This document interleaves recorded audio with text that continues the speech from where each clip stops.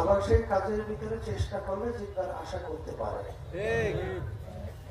কিন্তু একবার যদি কেউ দুনিয়া থেকে বিদায় নিয়ে খবরে দিয়ে তৈরি বসে,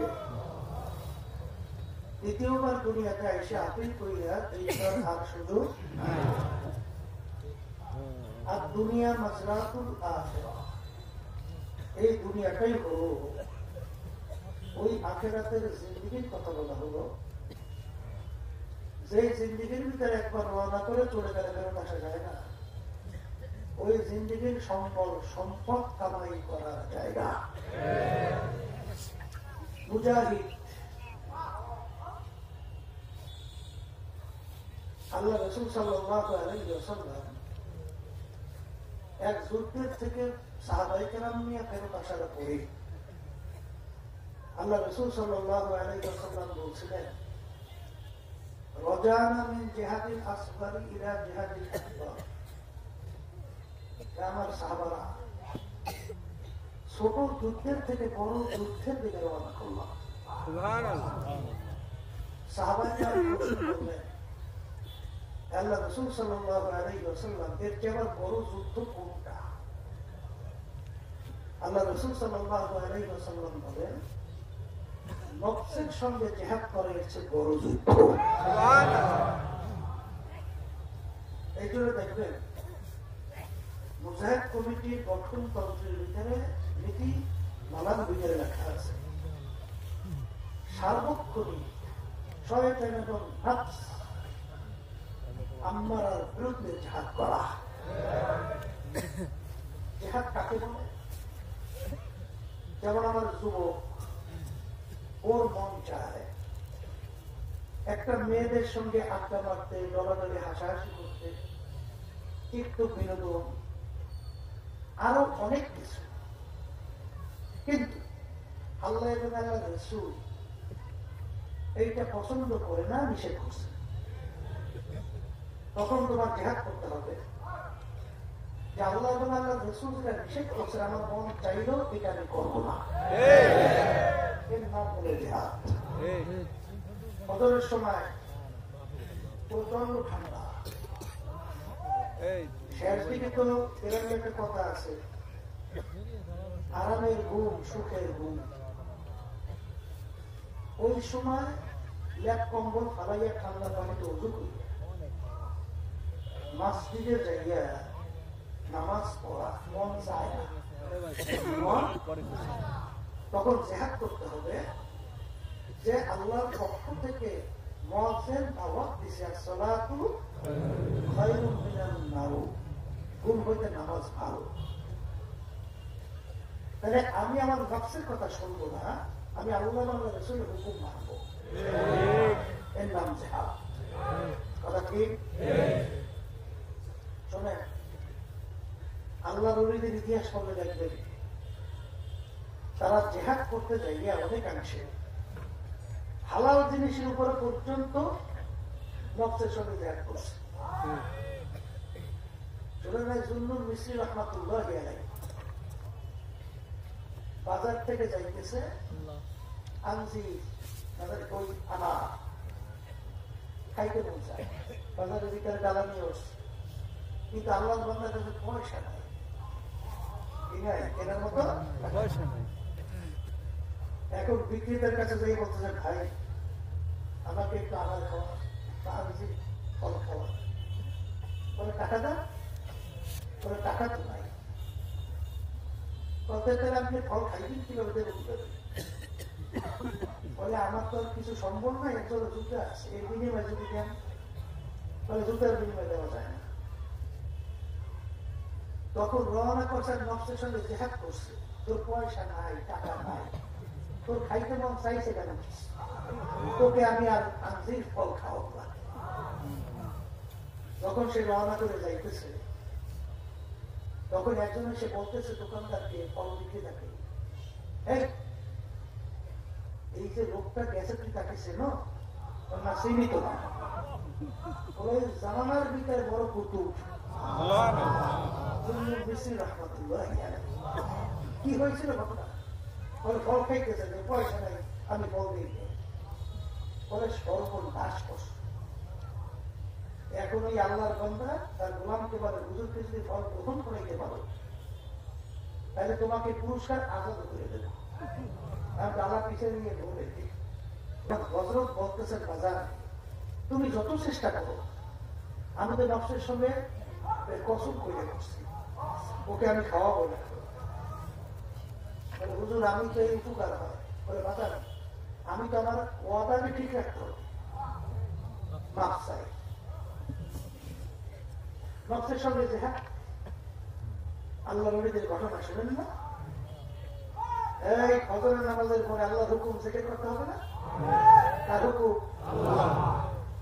অনেকে কিন্তু জিকিরে গুরুত্ব দেয় না। ইয়া আইয়ুহাল্লাযীনা আমানু যকুরুল্লাহা যিকরান কাসীরা ওয়াসাব্বিহুহু বুকরাতান ওয়া আসীলা। এই হুকুমটা কি আমার না আল্লাহ? বিশেষ করে বলে বলতে দেয়। এখন আল্লাহর বান্দা নামাজ পড়ার পরে আল্লাহর জিকিরে বসছে, রাত্রে খানা খায় নাই, পেটেও বড় ক্ষুধা, ওদিকে রুটিওয়ালা পাশ থেকে গরম রুটি গরম রুটি,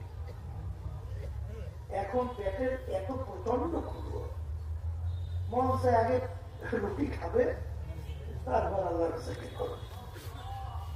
এখন মন বলতেছে যে তুই আগে খাইয়ে পেটটাকে ঠান্ডা কর তারপর আল্লাহর জিকির কর। সে বলতেছে না, আমি আল্লাহর জিকির আগে করবো তারপর খাবো। এক পর্যায়ে কাজে উঠতেছে না, বাইরে না উঠতে একসময় বলতেছে, এই বাপ তুই মেরা খোদা নেই, মাই তেরা বন্ধা নেই, তুই তো আমার খোদা না যে তোর কথা আমার শুনতে হবে, আর আমি তো তোর বান্দা না যে আমি তোর কথা শুনতে হবে। যতবার হালাতে জোরে জোরে বলতেছে, ভাই তারা খোদা নেই, তু মেরা খোদা নেই, ভাই তারা বন্ধা নেই। লোকজন কইতেছে এটা থেকে আগে হয়ে গেছে, আল্লাহ নাকি মানে না, উনি যেহেতু কায়দার মতো কিছু উত্তর করতেছে। আর একজন আলেম এসে বলতেছে, এই ব্যাপার ভিতরে আল্লাহ বান্দাকে মারো কেন? বলে ও এমন কথা বলতেছে তো নাস্তিক, আল্লাহ নেই মানে না। না তো এই লোকটার চেহারা তৈরি বোঝায় না। বলে ভাই কি হয়েছে ঘটনা বলেন তো। তখন বলতেছে, রাত্রে খানা খাইয়ে নিয়ে পেটে ক্ষুধা, গরম রুটি বাইরে দিয়ে খায় রুটিওয়ালা। এখন নফস বলতেছে রুটি খা তারপর থেকে। আমি বলছি আমি আগে মামার থেকে করবো তারপর রুটি খাবো। এখন ওর সঙ্গে কাজিয়ে উঠতেছি, তখন বলতেছি তুই তো আমার খোদা না যে তোর কথা না মানতে হবে, আগে আল্লাহ থেকে করবো তারপর খানা খাবো। দাদাজান রহমাতুল্লাহ ইয়ারা একটা কথা বলতেন, তুমি কিয়ামতের ময়দানে প্রথম চলে ভেসতে যাবা না কিছুদিন জাহান্নামের আগুনে ভোগবা তারপর যাবা? কিভাবে বুঝবা? দুনিয়ার ভিতরে তোমার দুইটা কাজ সামনে এসে গেছে, একটা দুনিয়া আর একটা আখিরাত। দুটোই খুব গুরুত্বপূর্ণ। এখন পরীক্ষা শুরু হয়ে গেছে, তুমি কি আখিরাতের কাজটা কি আগে তুমি আদায় করলা না দুনিয়ার কাজটাকে আগে তুমি আদায় করলা?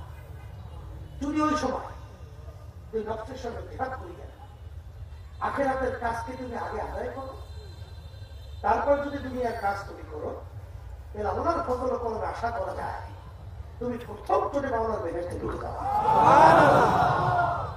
আর যদি ওই সময় তুমি দুনিয়াকে অধিকার দাও, আখিরাতকে পিছনে রাখো, তাহলে আল্লাহ মাফ করো, কিছুদিন জাহান্নামের আগুনে বই গিয়া তারপর বেহেশতে যাওয়া লাগে নাকি? এই কথা দেখি না? ওই যে ঘটনা শোনেন আল্লাহর ঘটনা, আল্লামা দরখাস্তি রহমাতুল্লাহ আলাইহি খুব বড় মাপের কিতাব লেখক ছিল, বড় মাপের আলেম ছিল, খুব বুজুর্গ আল্লাহর ওলি ছিল। সে ইন্তেকাল করছে, সে কি করছে? আর তার বাড়ির পাশের কামার ছিলেন তো ওই যে গোয়াপুরকে দাউতা ছিল না, আপনারা কি করেন? কামারই তো বলে। ওই কামারও ইন্তেকাল করছে। স্বপ্নের মাধ্যমে আল্লামা দরখাস্তি রহমাতুল্লাহ আলাইহি তার এক শাগির্দ দেখতেছে যে আল্লাহ রাব্বুল আলামিন কামারের মর্যাদা আল্লামা দরখাস্তি রহমাতুল্লাহ আলাইহি কাছে বাড়াই দিয়েছে। এখন এই ব্যাপারটা তার কোন হিসাব নিকাশে মিলাইতে পারে না, এটা হয় কি করে? সে যতটুকু দেখছে, ঠিক আছে, একটু যাইয়ে খবর নিয়ে দেখে, যখন গেলেন দেখে আসলে আমারও ইন্তেকাল করছে। এখন জিজ্ঞেস করে, ভাই আসলে কামারের কি আমল ছিল, এই আমলটা একটু আমাদের কাছে বললেন। আমল মানে কাজ, আমল মানে কি কাজ, কাজটা একটু বলেন তো। বলে কামারের উল্লেখযোগ্য আমলের মধ্যে সে যখন নাকি লোহা পুইয়া তার কাছে বানাইত, ধরেন হাতুড়ি দিয়ে ফিটে না, হাতুড়ি দিয়ে ফিটে, যখন হাতুড়ি উপরে উঠেছে হঠাৎ ওই সময় মসজিদের ভিতরে আল্লাহু আকবার, আল্লাহু আকবার, হাইয়া আলাস সালাহ, হাইয়া আলাল ফালাহ আবার শুরু করছে। ওই আল্লাহর বান্দা হাতুড়িতে উপরে উঠেছে আর দ্বিতীয়বার বাড়ি দেয় নাই, ওই অবস্থায় হাতুড়ি রেখে প্রস্তুতি নিয়ে মসজিদে আল্লাহর হুকুম পালনের জন্য নামাজ চলে গেছে। এই একটা তার গুরুত্বপূর্ণ আমল। আবার পিটান দেশে ওই মসজিদ আজান দেশে আর দ্বিতীয়বার উঠায় নাই, ওই অবস্থায় ঢালাইয়া প্রস্তুতি নিয়ে বসে। আর একটা আমল আল্লামা দারকাশী রহমাতুল্লাহ আলাইহি, তিনি রাত্রের গভীরে তাহাজ্জুদে নামাজ করতেন। তখন ওই আল্লাহর বান্দা তাকে দেখে দেখে দুই চোখের পানি ঢালাইয়ে কাঁদবে, আফসোস করার বলে, ভাবি তুমি যদি হুজুরের মতো আমাকে সক্ষম রাখতা, তাহলে তো এখন আমি এই গভীর রাত্রে তোমার কুদরতি পায় সেজদায় করিয়া তোমার কাছে আদায় করতাম, কিন্তু সারাদিন তোমার কাজ করার পরে আমার শরীর ব্যথা হয়ে এখন যে নামাজে দাঁড় হবো সেই শক্তিটা তো নাই। এই আফসোস করার দুই চোখের পানি ফেলা কাঁদবে। এই যে আফসোস করে কাঁদবে, দুনিয়া থেকে বিদায় হওয়ার পরে আল্লাহ রাব্বুল আলামিন তার মর্যাদা, তার উল্লেখ সে আরো বাড়াই রেখেছে। কথা ঠিক কিনা? তাহলে আমার মুজাহিদ বাজানদেরকে বলবো, পর্দারে মাহমুদা তারা শুনতেছে, মুজাহিদ শব্দের অর্থ হল শয়তান এবং নফস এর বিরুদ্ধে সার্বক্ষণিক জিহাদ। কথা ঠিক আছে? আল্লাহ এবং আল্লাহ রাসূল যেটা রাজি খুশি না, আমার হুশ থাকতে জীবন থাকতে ওই পথে দেখা করবা, এর নাম হল মুজাহিদ। ইমাম গজালী রহমাতুল্লাহি আলাইহি লেখছেন, আল্লাহ এবং বান্দা বান্দির ভিতরে ৭০,০০০ নূরের পর্দা আছে। এক পর্দা পার হইয়া আল্লাহ পর্যন্ত পৌঁছা কোন বান্দা বান্দি সম্ভব না। এই জন্য তারা রাসূল সাল্লাল্লাহু আলাইহি ওয়াসাল্লাম একদিন সাহাবায়ে কেরামদেরকে বলতেছেন যে আল্লাহর রহমত ছাড়া কেউ বেহেশতে যেতে পারবে না। সাহাবায়ে কেরাম বললেন, হে আল্লাহর রাসূল সাল্লাল্লাহু আলাইহি ওয়াসাল্লাম, আপনিও কি আল্লাহর রহমত ছাড়া বেহেশতে যেতে পারবেন না? আল্লাহ রাসূল সাল্লাল্লাহু আলাইহি ওয়াসাল্লাম বলেন, আমি আল্লাহর রহমত ছাড়া বেহেশতে যেতে পারবো না। এর অর্থ কি? আল্লাহর বান্দারা, এই জন্যই আল্লাহ বলিয়া দোয়া করে, হিসাবাই ইয়াসির, আমার মানে হিসাব তো নেবেনি, এমন হিসাব নেবেন যেটা সহজ। সহজটা কি? এই বান্দা বান্দি কি নিয়ে আসছো, মানে আপনার হুকুম অনুযায়ী, আপনার নবী রাসূলের তরিকা অনুযায়ী, সাধ্য অনুযায়ী চলার চেষ্টা করি, এটা করার। আমি তো সব জানি, আমি সব চেষ্টা করছো, করছি, যা মা যা মা।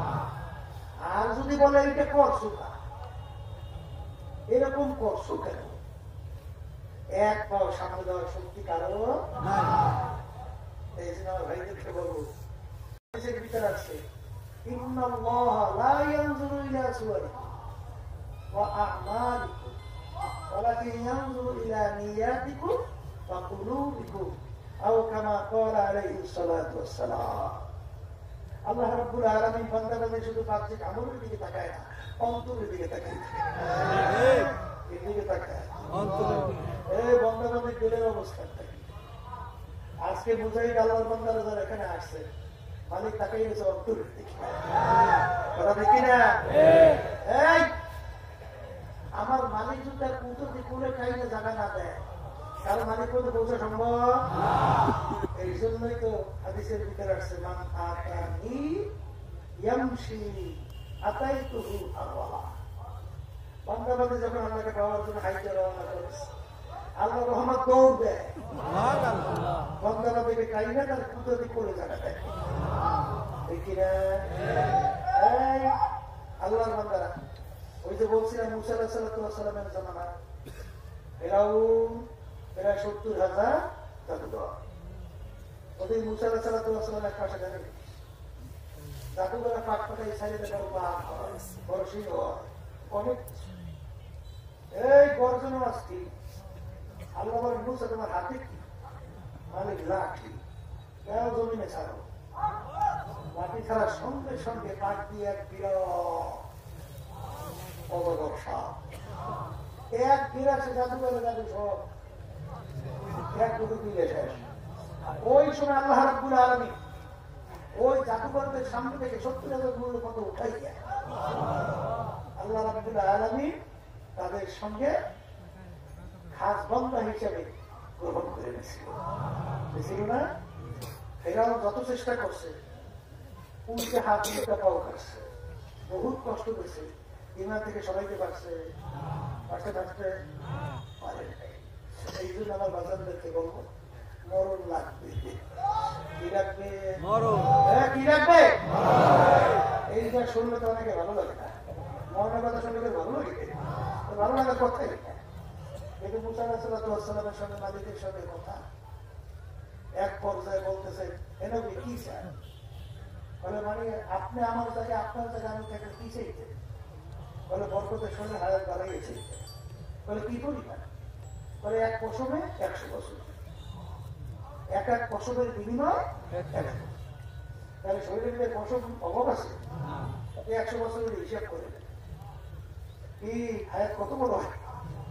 এরপরে বলতেছে মুসা আলাইহিস সালাম আল্লাহ এরপরে কি হবে পাইলাম 100 বছর করিয়া প্রত্যেক পশমের বিনিময় এরপরে কি বলে এরপরে মালাকুল মউত আল্লাহ হাজির আমারও মরণের মউতের সরাব পাঠ করা লাগবে বলে কাপড় মরণ লাগবে বলে লাগবে বলে মালিক আমার হায়াতের বাড়ি আমি চাই না এখন তুমি তোমার সিদ্ধান্ত বুঝে আজরাইল পাঠাও আমি বুঝবো আমি কি এর অর্থ কি মরণ এখন যারা মরবে তাদের কাছে কথা আল্লাহ রাব্বুল আলামিন কোরআন কারীমের ভিতরে বলতেছেন ফারিকুন ফিল জান্নাতি ওয়া ফারিকুন ফিস সাঈর। আল্লাহ রাব্বুল আলামিন বলেন মরণের পরে আমি মানুষগুলোকে দুইটা ভাগে ভাগ করব। বলেন কয় ভাগ? আবার বলেন কয় ভাগ?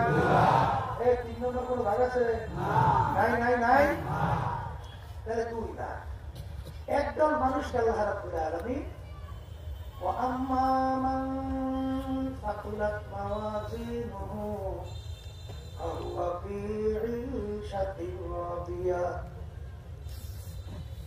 وأما من ثقلت موازينه فهو في عيشة راضية وأما من خفت موازينه فأمه هاوية وما أدراك ما هي نار حامية। মরণের পরে ভাগ করবে কয়টা? 2টা। কেমনে ভাগ করবে? আমার মালিক বলে এই তোদের আমল নামা মানে যে কাজ দুনিয়া থাকা অবস্থায় করছে ওইটা কারিগল্লায় দিয়ে ওজন দেবো। আমল নামা কি ওজন দেবে? কারিগল্লায়। আমি বলি না আল্লাহ বলে? আল্লাহ। দাঁড়ি পাল্লাই যে ওজন দেওয়া করি যাদের নেকের পাল্লা ভারী হবে। কি পাল্লা ভারী? নেকের পাল্লা। বলে মুখ খুলে বলেন নেকের পাল্লা ভারী তাদের জন্য আমি এমন মেহমান খানা বানায় রাখছি যেই মেহমান খানার নাম হলো বেহেশত। আল্লাহ আপনি আমাদের সবার জন্য কবুল করে। এই বেহেশত কেমন আরামের জায়গা কেমন সুন্দর আল্লাহ রাসূল সাল্লাল্লাহু আলাইহি ওয়াসাল্লাম বলছেন, এত সুন্দর কেউ কোনোদিন চোখে দেখে নাই, এত সুন্দর কেউ কোনোদিন কানেও শোনে নাই, এরকম এরকম এরকম এরকম সুন্দর হতে পারে, তার চেয়েও সুন্দর। এত সুন্দর কেউ কোনোদিন কল্পনাও করতে পারে নাই যে মানুষের অনেকের মনের সাগরে অনেক কিছু থাকে না, কেউ কোনোদিন কল্পনাও করতে পারে নাই এরকম এরকম সুন্দর হতে পারে, তার চেয়েও সুন্দর। আমি বলছেন আল্লাহ রাসূল সাল্লাল্লাহু আলাইহি ওয়াসাল্লাম বলছেন, আল্লাহ বলেন ওই বেহেশতের ভিতরে একবার যে ঢুকবে আর কোনদিন বের করা হবে না। আল্লাহ আপনি আমার জন্য আমাদের সবার জন্য কবুল করে না।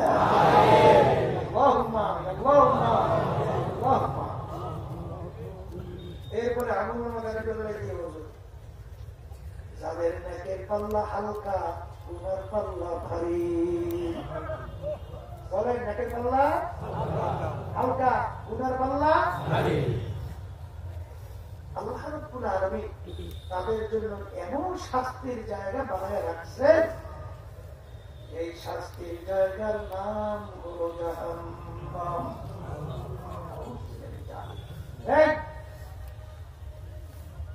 ওই জাহান্নামের ভিতরে আল্লাহ রাব্বুল আলামিন শাস্তির জন্য রাখছেন।